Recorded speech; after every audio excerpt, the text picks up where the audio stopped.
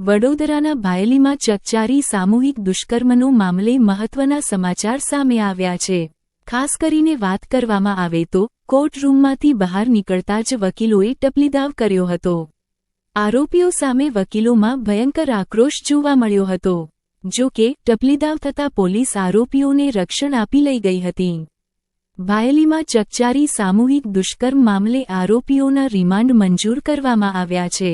વડોદરામાં યુવતી પોતાના મિત્ર સાથે બેઠી હતી ત્યારે 5 જેટલા શખ્સોએ અભદ્ર વર્તન કર્યું હતું, જેમાં 5માંથી 2 આરોપી જતા રહ્યા હતા જ્યારે 3 શખ્સોએ યુવતી પર દુષ્કર્મ આચર્યું હતું, જ્યારે એક આરોપીએ યુવતીને પકડી રાખી અને 2 યુવકોએ યુવતીને હવસનો શિકાર બનાવી હતી।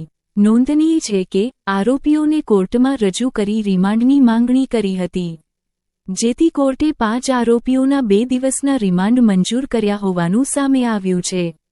જો કે મળતી જાણકારી પ્રમાણે પોલીસે આરોપીઓના 14 દિવસના રિમાન્ડ માંગ્યા હતા, પરંતુ કોર્ટે દ્વારા માત્ર 2 દિવસના રિમાન્ડ મંજૂર કરવામાં આવ્યા છે। આ સાથે કાર્ટેની બહાર વકીલોમાં ટપલીદાવ જેવું જોવા મળ્યું હતું।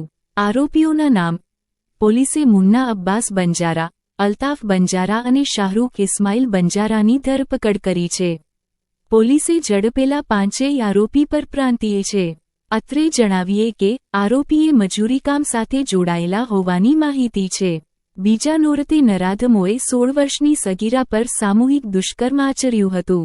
સગીરા ભાયલીમાં મિત્ર સાથે બેઠી હતી ત્યારે 3 નરાધમોએ તેના મિત્રને ગોંધી સગીરા પર સામૂહિક દુષ્કર્મ ગુજાર્યું હતું।